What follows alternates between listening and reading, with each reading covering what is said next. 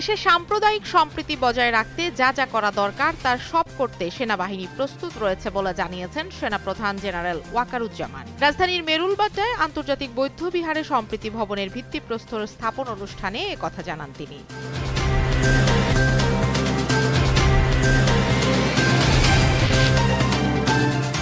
রাজউকের plot বরাদ্দে দুর্নীতির অভিযোগে দুদকের করা মামলায় সাবেক প্রধানমন্ত্রী শেখ হাসিনা, বোন শেখ রেহানা, শেখ রেহানার মেয়ে ও সাবেক ব্রিটিশ এমপি টিউলিপ সিদ্দিক, ছেলে রাদওয়ান মুজিব সিদ্দিক ও অপর মেয়ে আজমিনা সিদ্দিক সহ ৫৩ জনের বিরুদ্ধে গ্রেফতারি পরোয়ানা জারি করেছে আদালত।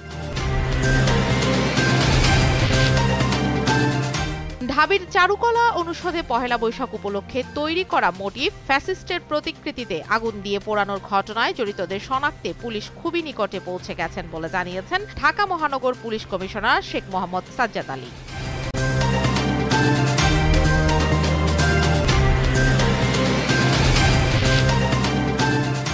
ইরানের সঙ্গে পারমাণবিক চুক্তি করতে চায় যুক্তরাষ্ট্র। ওমানের রাজধানী মাস্কটে ইরান যুক্তরাষ্ট্রের মধ্যে পারমাণবিক চুক্তি নিয়ে প্রাথমিক আলোচনা হয়। এতে অংশ নেন ইরানি পররাষ্ট্রমন্ত্রী আব্বাস আরাগচি।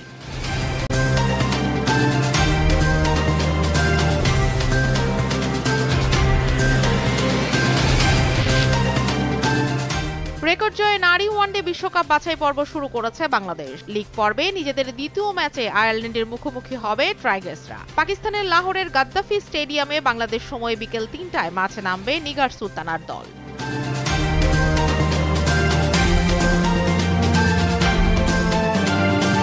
পরিমাণের সঠিক খাবার পেতে তাই আজই অর্ডার করুন ফুডি অ্যাপে। ফুডি।